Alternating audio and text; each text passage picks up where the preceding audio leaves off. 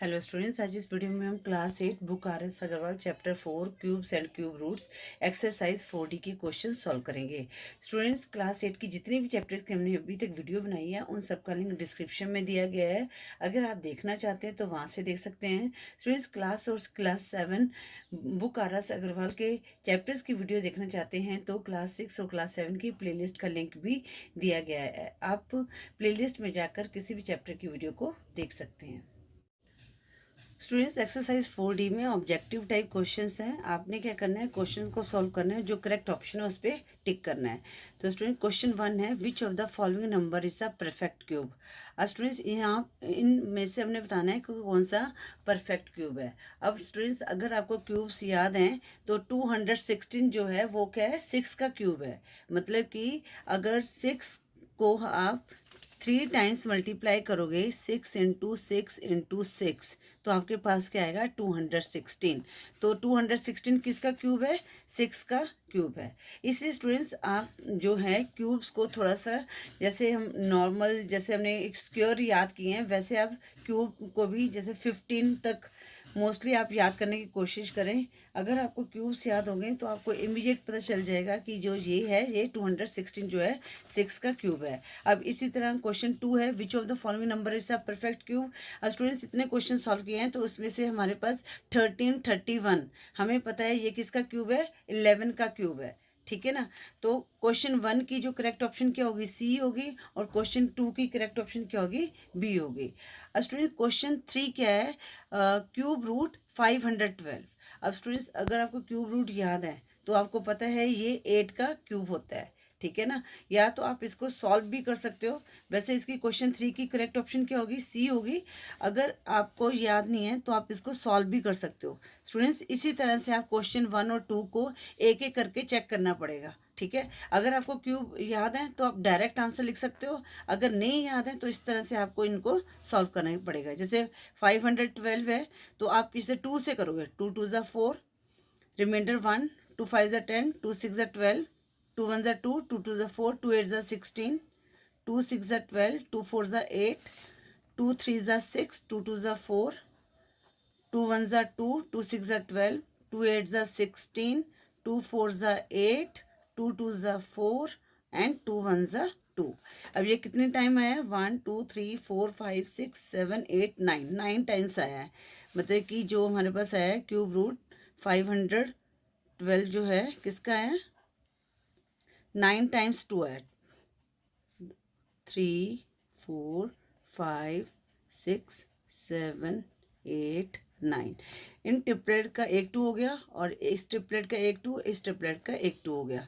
2 into 2 into 2, 2 2 ज़ा 4, 4 2 ज़ा 8। तो ये किसका क्यूब आ गया, क्यूब ये जो है 512 8 का क्यूब होता है। ठीक है स्टूडेंट्स, अगर आपको क्यूब याद है तो आपने डायरेक्ट भी आप इनको सॉल्व कर सकते हो। इस तरह सॉल्व करने की ज़रूरत नहीं है क्योंकि हमारे पास ऑब्जेक्टिव टाइप पूछा हुआ है। ठीक है। इसी तरह से अगर आपको क्यूब याद नहीं है तो आपको इसी तरह से आपको इनको सॉल्व करना पड़ेगा। ठीक है स्टूडेंट्स, क्वेश्चन 3 की जो करेक्ट ऑप्शन क्या होगी, 8 होगी। अब स्टूडेंट, क्वेश्चन 4 क्या है, क्वेश्चन क्या 4 है, क्यूब रूट 125 मल्टीप्लाई 64।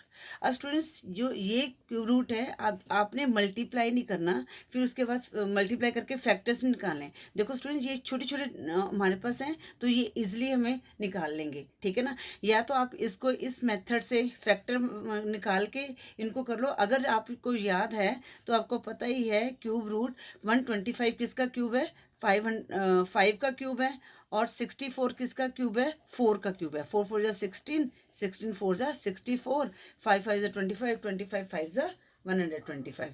इन ट्रिपलेट का एक 5 हो गया और इन ट्रिपलेट का एक 4 हो गया। तो कितना आंसर है, 20। और ये कौन सी ऑप्शन में है, क्वेश्चन 4 का सी ऑप्शन में है। तो क्वेश्चन 4 की करेक्ट ऑप्शन क्या होगी, सी होगी। स्टूडेंट्स, अब हम क्वेश्चन 5 करेंगे। क्वेश्चन 5 क्या है, क्यूब रूट 64 अपॉन 343। स्टूडेंट्स, इसका मतलब मैं आपको बता देती हूँ, अगर कोई बच्चे पहली बार वीडियो देख रहे हैं तो मैं आपको बताती हूँ, ये जो क्यूब का मतलब है कि जो क्यूब रूट 64 है और यही क्यूब रूट 343 है। ठीक है स्टूडेंट्स, अगर आपको क्यूब याद है तो आपने इनको डायरेक्ट कर सकते हैं कि ये जो क्यूब है 64 है, 4 का क्यूब है, ठीक है। या आप इस तरह फैक्टर वाले मेथड से भी इसको निकाल सकते हैं। और जो 343 है ये किसका क्यूब है, 7 का क्यूब है, ठीक है स्टूडेंट्स। तो इस तरह से भी इसको आप निकाल सकते हैं। अगर आपको क्यूब याद नहीं है तो स्टूडेंट्स आप इस तरह से फैक्टर निकाल के, जैसे हमारा 64 है, किस पे जाएगा ये, और 2 पे ले चलते हैं। 2 3 जा 6, 2 2 जा 4, क्योंकि स्टार्टिंग इससे करते हैं हम। 2 1 जा 2, 2 6 जा 12, 2 8 जा 16, 2 4 जा 8, 2 2 जा 4, 2 1 जा 2। तो कितनी टाइम्स आया, 1 2 3 4 5 6, 6 टाइम्स आया, ठीक है ना। 1 2 3 4 5 6, ठीक है। अगर आपको याद है तो सीधा आप इसको आंसर लिख सकते हैं। और ये 343 भी करके देख लेते हैं। 343 तो ये किस पे जाएगा, 3 पे तो जा नहीं सकता, ठीक है ना, क्योंकि इनको ऐड करने पर 10 आ रहा है।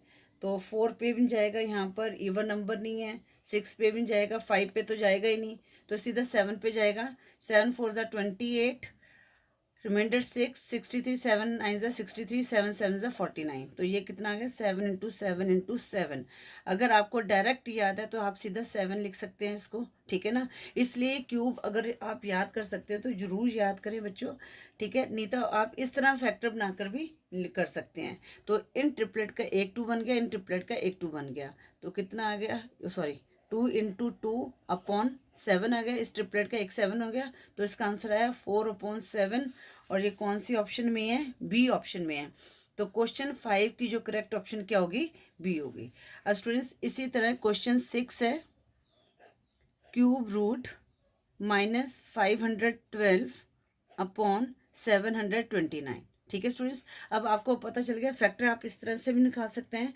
अगर आपने जैसे ये जो क्यूब है, जैसे 10 तक भी आपको क्यूब आते हैं, तो आपको पता चल गया होगा जो 512 है ये किसका क्यूब है, 8 का क्यूब है। और जो ये 729 है ये किसका क्यूब है, 9 का क्यूब है। तो आपको पता चल गया इसका आंसर क्या है, माइनस का साइन है, -8 अपॉन 9। तो ये फिफ्थ जो इसकी ऑप्शन क्या होगी, बी होगी। एक बार मैं आपको डिटेल में समझा देती हूँ स्टूडेंट्स। जब यहाँ पर क्यूब रूट हमने निकालना है तो आप फैक्टर के मेथड से भी इसको निकाल सकते हो। तो ये कितना आ गया हमारे पास, -512 किसका क्यूब हो गया, 8 का क्यूब हो गया। और 9, जो 9 का क्यूब क्या होता है, 729। आपको अगर आपको 10 तक भी क्यूब याद है तो इस तरह से इसको सॉल्व कर सकते हो। अगर नहीं, जब आपको लगता है कि नहीं मुझे याद नहीं है, तो आप इस तरह से फैक्टर बनाकर भी फिर इस आपने ट्रिपलेट्स का एक लेकर उस तरह से भी इसको सॉल्व कर सकते हो। तो क्वेश्चन 6 की जो करेक्ट ऑप्शन क्या होगी, -8 अपॉन 9। सॉरी, इसकी जो करेक्ट ऑप्शन की होगी, आंसर -8 अपॉन 9 है। तो ये -8 अपॉन 9 कौन सी ऑप्शन में है, बी ऑप्शन में है। तो क्वेश्चन 6 की करेक्ट ऑप्शन होगी बी होगी। स्टूडेंट्स क्वेश्चन 7 है, why what least number should 648 be multiplied to get a perfect cube.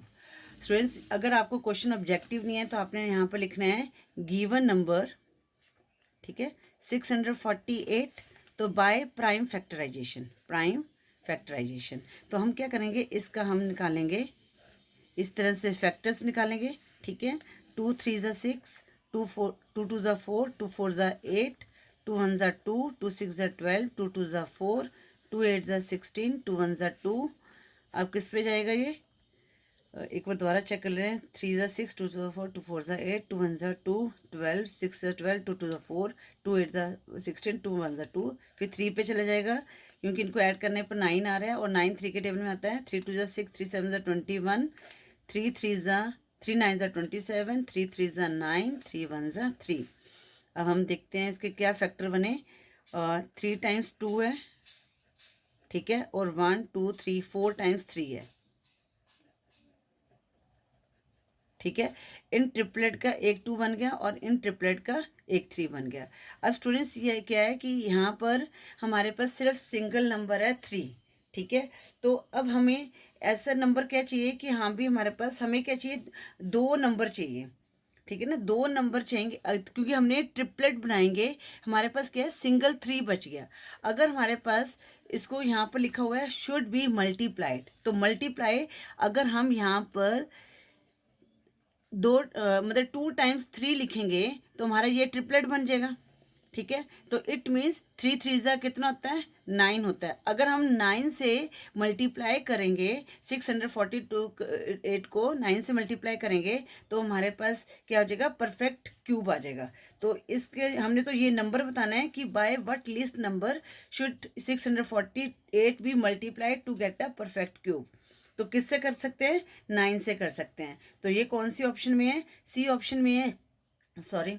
तो क्वेश्चन 7 की करेक्ट ऑप्शन क्या होगी, सी होगी। इसी तरह स्टूडेंट्स जो क्वेश्चन 8 है इसके हम फैक्टर करते हैं। 1536 है, 1536, ठीक है। तो 2 पे जाएगा, 2 7 ज़ा 14, रिमाइंडर 1, तो 13 है, 2 6 ज़ा 12, 2 8 ज़ा 16, 2 3 ज़ा 6, 2 8 ज़ा 16, 2 4 ज़ा 8, 2 1 ज़ा 2, 2 9 ज़ा 18, 2 2 ज़ा 4, 2 9 ज़ा 18, 2 6 ज़ा 12, आगे फिर 2 3 ज़ा 2 4 ज़ा 8, 2 8 ज़ा 16, 2 2 ज़ा 4, 2 4 ज़ा 8, 12 पे चला जाएगा।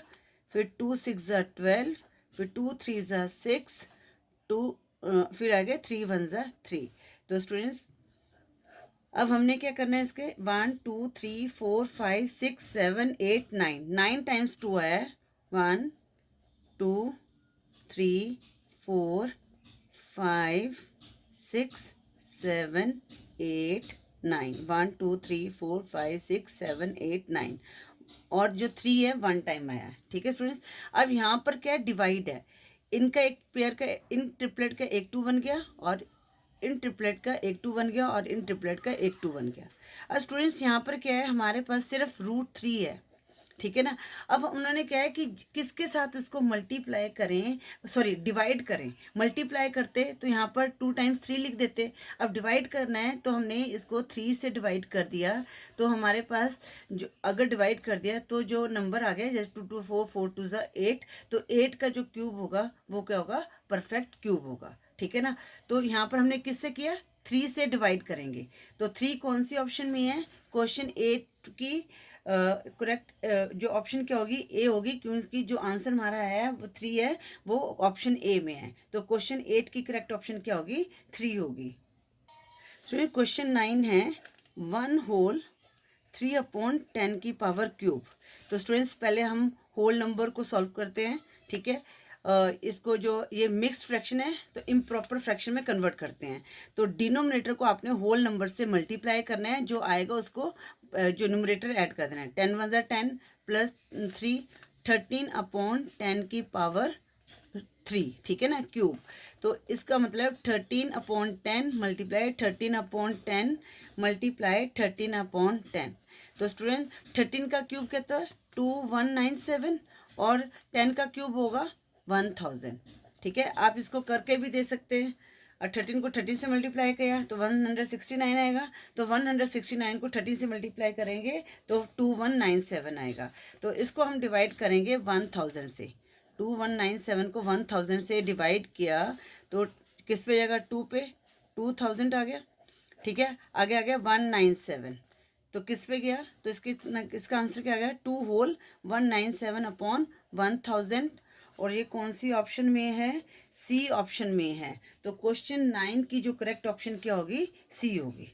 ठीक है स्टूडेंट्स, इस तरह से आपने क्वेश्चन 9 को सॉल्व करना है। अब क्वेश्चन 10 क्या है, 0.8 का क्यूब। इट मीन्स आपने 0.8 को 3 टाइम्स मल्टीप्लाई करना है।